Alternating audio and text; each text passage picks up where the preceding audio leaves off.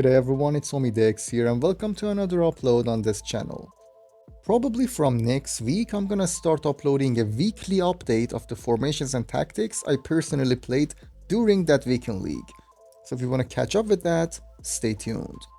On this episode though, I wanna talk about the updated version of 4231, a formation I find myself going back to all the time.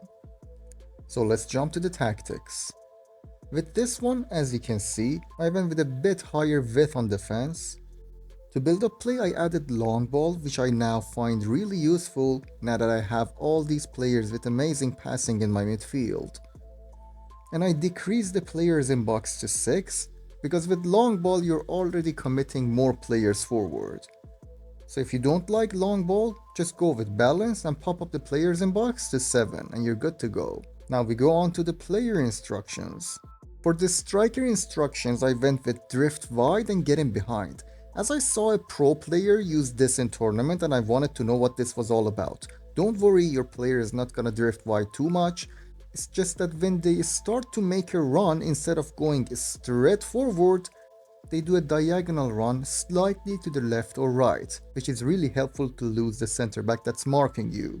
For my central cam, I kept the free roam and I decided to add get into box for crosses on them as well. Just simply adds to more involvement from this player. For our left attacking mid and our right attacking mid, we go with the standard, come back on defense and get into box for crosses. There are many things in this game that are adjustable, but the instructions for white camps isn't one of them. You always go with these two instructions.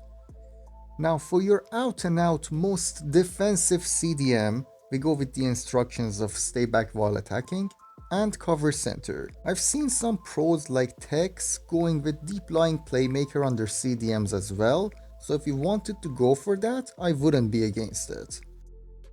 Now for your other CDM who could have more of an attacking presence, someone like a Bernardo Silva is really good, we go with cover center and default. When you see the gameplay, you'll be surprised of how many goals I score with this player. I mean, the position he finds himself in is incredible. Now down to the fullbacks. The more defensive one, we put on stay back while attacking and overlap.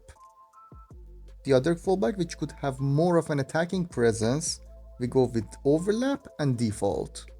The combination of this fullback going forward and the advanced CDM that we have is amazing for playmaking purposes.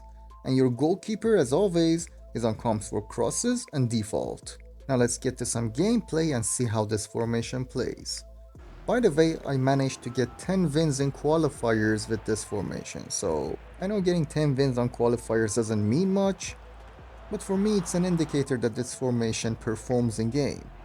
And this week I just felt like playing the 4-2-3-1, I just felt like it, and when I played it, it was natural, everything was clicking. Just this week, this formation was it for me. Then I realized the reason this formation was playing so good for me was that this week I wasn't rushing anything on my attacks. I mean, I had the patience of a monk. I was being very precise with my passing, with my movement. And the trick I did a lot was that I just didn't run a lot in the final third. I kept walking the ball with the jog speed, I kept dribbling it around trying to find some space, and it really annoyed my opponents.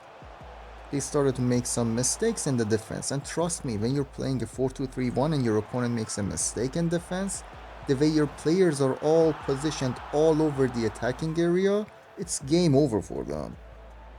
So what I really recommend is that you play this formation with a lower tempo and try to dribble more with your players rather than going for tiki-taka plays. When you add that mentality when you're playing this formation, of playing slow, just taking your time and just dribbling more with your players, it opens up so much space in your opponent's defense. And even if you decide to be a pace merchant, you always have your two wingers to go down to. You can always send a through ball to them or a long ball and they're gone if they're fast. Keep watching the rest of the clips if you like, and meanwhile feel free to leave a like on this video. I'll see you at the end.